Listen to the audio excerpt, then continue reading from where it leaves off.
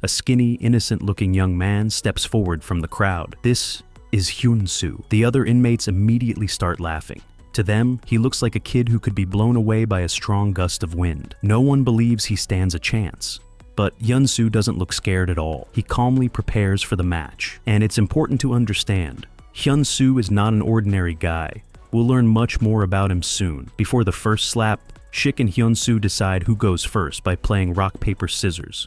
Hyun-soo loses. That means he has to take the first hit. Shik delivers a brutal slap. It's so powerful that Hyun-soo stumbles badly and almost collapses, but he refuses to give up. He steadies himself. Now it's his turn. Hyun-soo swings back with everything he has and slaps Shik across the face with full force. But surprisingly, Shik barely reacts. The match continues back and forth. The rule is simple. It goes on until one of them gives up. Eventually, Hyun-soo cheats. Instead of delivering a slap, he throws a punch straight at Shik's face. The unexpected hit knocks Shik to the ground. One of the inmates watching closely is Han Jae-ho. He immediately notices the cheating, but instead of being upset, he seems impressed. Meanwhile, Shik is furious about being beaten by someone who looks like a teenager. He lunges at Hyun-soo, and his gang members jump in as well. Hyun-soo cleverly fights them off alone for a while, showing surprising skill. But guards rush in and stop the fight. As punishment, Hyun-soo is thrown into solitary confinement. Later, Han Jae-ho visits him. Han tells him that he's new here and shouldn't be picking fights so quickly. The man he beat, Shik, is dangerous. Hyun-soo needs to be careful. After saying that, Han leaves. The next morning, another inmate tells Hyun-soo that Shik and his gang won't try to mess with him again. Han personally warned them not to touch him. Hyun-soo asks who Han really is. The inmate explains that Han makes the rules inside this prison. He's the leader. Not only do inmates fear him, people outside the prison fear him too. He's the boss of a major mafia organization. His power inside prison doesn't come from his outside reputation though.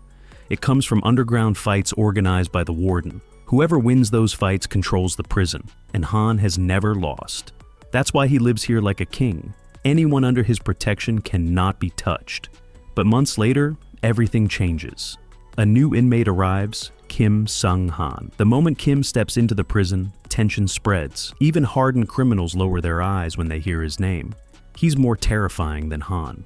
Han approaches him with a business proposal. They should work together in the prison cigarette smuggling operation. Han isn't scared of Kim. There are two reasons for this offer. First, Han's release date is approaching, and he doesn't want unnecessary conflict. Second, Han understands enemies and traps very well. But Kim isn't interested. Right then, Han receives bad news. One of his most trusted men has been captured. Han rushes to see him and finds that the warden has beaten him nearly to death. This means something serious. The warden has switched sides. He's now backing Kim. Han is furious, but the warden orders the guards to brutally beat Han as well, and Han ends up in solitary confinement. After several days, Han is released. He's visibly weakened, and that's when Shik, who once feared Han, tries to kill him. But Hyun-soo steps in at the last second and pushes Shik away, saving Han's life. The warden arrives and detains both of them. He asks Hyun-soo if he has any proof that Shik attacked Han, even though the warden already knows the truth. He's trying to protect Kim's side. Later, Hyun-soo visits Han in his cell. Han asks him directly, "Why did you save me?" Hyun-soo says something simple. He helps people because that's what his mother taught him. That answer strengthens the bond between them. The next day, both of them go straight to the warden. Hyun-soo tells the warden he wants to report ongoing smuggling activities inside the prison, and that he has proof. He shows him a photograph that clearly includes the warden himself. The warden's face changes immediately. This was Han's strategy. He told Hyun-soo to present this evidence. The warden, panicking, slaps Hyun-soo. But Han slaps him back and warns him that if these photos reach the inspection committee, the warden will lose his job first. Trapped, the warden switches sides again and returns to supporting Han. Han seizes the opportunity. He captures Kim and Shik inside the prison kitchen and begins torturing them. Under pressure, Shik finally breaks and confesses. Everything was planned by a man named Man Cheol, Han's own superior outside prison. Man Cheol ordered them to eliminate Han. In exchange, they were promised a 1/3 share in the prison smuggling profits. Han is shocked, betrayed by his own people. Hyun-soo watches Han's terrifying rage and grows nervous. He tries to remain calm, making sure his true identity doesn't slip. And then the story shifts. We learn the truth. Hyun-soo is not just a prisoner, he is an undercover officer. His mission is to befriend Han, gain his trust, and dismantle his criminal organization from the inside. It's an extremely dangerous assignment. His chief officer is In-suk, a ruthless and highly driven investigator. She's willing to cross any line to solve a case. She promised Hyun-soo that if he succeeds, she will arrange a kidney donor for his sick mother, who desperately needs a transplant to survive. For his mother, Hyun-soo accepted this deadly mission. Over time, he fully gains Han's trust. Then one day, In-suk calls him and tells him a donor has been found for his mother. But she reminds him, don't forget the mission.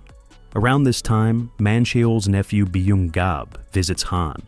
Byung-gab hates his uncle because Man Cheol once publicly humiliated and beat him. Byung-gab knows his uncle wants Han dead, so he secretly proposes an alliance with Han to overthrow Man Cheol. Han agrees, cautiously. He trusts no one completely, not even Hyun-soo. In fact, he already asked Byung-gab to investigate Hyun-soo's background, but nothing suspicious was found. Meanwhile, Hyun-soo is happy, believing his mother will soon recover. But that happiness doesn't last. He suddenly receives devastating news. His mother has died in an accident. Hyun-soo is completely shattered. Han sees him broken like this and feels concerned. After calming himself, Hyun-soo calls In-suk, begging for one day of temporary release to attend his mother's funeral. She refuses. For her, the mission comes first. Hyun-soo cries and pleads. She doesn't care. In desperation, he threatens to reveal everything to Han. In-suk coldly responds that if he does, she'll erase his police record and leave him to rot in prison as a criminal. Hyun-soo can't believe how ruthless she is.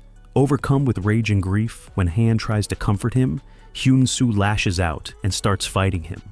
Han doesn't want to hit him, but eventually restrains him and calms him down. The next day, unexpectedly, the warden grants Hyun-soo 1 day of supervised release for the funeral. This wasn't In-suk, it was Han. Han paid for everything. With Han's help, Hyun-soo gets to see his mother one last time and perform her funeral rites. That night, back in prison, Han opens up about his painful past. He teaches Hyun-soo something important: never trust anyone too quickly. Then Han asks him a question. After release, will you become my junior? Work under me? Hyun-soo is torn. On one side, there's In-suk, who uses him like a tool. On the other side, there's Han, a gangster, but someone who showed him real kindness. And finally, Hyun-soo tells Han the truth. He confesses he's an undercover agent working with a secret unit to destroy his gang. The story then moves forward several months. The day finally arrives when Hyun-soo is released from prison. As he steps outside the gates, he sees something unexpected. Multiple bodyguards waiting, along with a red luxury car parked right in front. Inside the car is Han Jae-ho, who had already been released months earlier. Han personally came to pick him up. That same night, Han takes Hyun-soo to a lavish party. This is the first time Hyun-soo meets Man Cheol, the real boss behind the organization. Man Cheol immediately likes Hyun-soo's confidence and attitude. Without hesitation, he assigns him responsibility in an upcoming smuggling operation. But not everyone is pleased. Byung-gab, Man Cheol's nephew, is irritated. He tries to intimidate Hyun-soo, attempting to assert dominance. What he doesn't expect is that Hyun-soo calmly turns a gun back on him instead of backing down. That fearless reaction is exactly why Man Cheol liked him in the first place. Han quickly steps in to calm things down.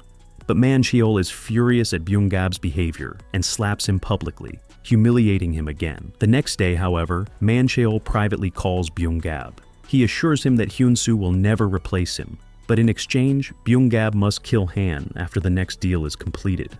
Man Cheol has grown uneasy. He feels that Han doesn't truly see him as the boss.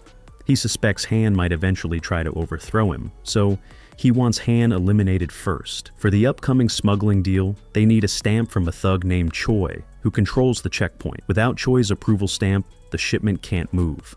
Han and Hyun-soo go to Choi's hideout to obtain it. Meanwhile, police are monitoring their movements. Hyun-soo is still secretly in contact with In-suk. His friendship with Han is still part of the mission. Or at least, that's what it appears to be. He's even wearing a watch equipped with a tracking device. Inside the hideout, Hyun-soo tries negotiating with Choi for the stamp. Choi refuses. Suddenly, Hyun-soo loses patience. He stabs Choi's hand with a knife. That instantly triggers chaos. Choi's men attack him, and a brutal fight breaks out. Outside, Han and Byung-gab sense something is wrong. Before they can leave, more of Choi's men arrive. Han jumps into the fight with his crew. At this moment, Han's only concern is protecting Hyun-soo. Inside, Hyun-soo is fighting a massive man. He strikes him repeatedly with an iron rod, but it barely affects him. The larger man slams Hyun-soo around violently. Just in time, Han steps in and saves him. Together, they overpower Choi's men. Afterward, Hyun-soo beats Choi again and finally takes the stamp. However, during the fight, Hyun-soo's tracking watch breaks. Because of that, police lose access to his real-time location. When they return, Man Cheol is pleased with Hyun-soo for securing the stamp. Later, Han takes Hyun-soo to a nightclub to negotiate with the Russian mafia, but he tells Hyun-soo to wait outside. Deep down, Han still doesn't fully trust him. While Hyun-soo waits, one of his police contacts pulls him aside and hands him a new tracking watch so they can gather solid evidence against Han. But at that exact moment, Han walks out and notices them talking. He demands to know who that man is. Hyun-soo smoothly lies and says he doesn't know him, just someone bothering him. Han loses control and begins beating the man brutally. Hyun-soo has to physically pull Han away before he kills him. Afterward, Han asks again, "Who was that?" This time, Hyun-soo tells the truth. He admits the man was a police informant trying to give him another tracking device. Han immediately grabs Hyun-soo and searches him, making sure he isn't still cooperating with the police.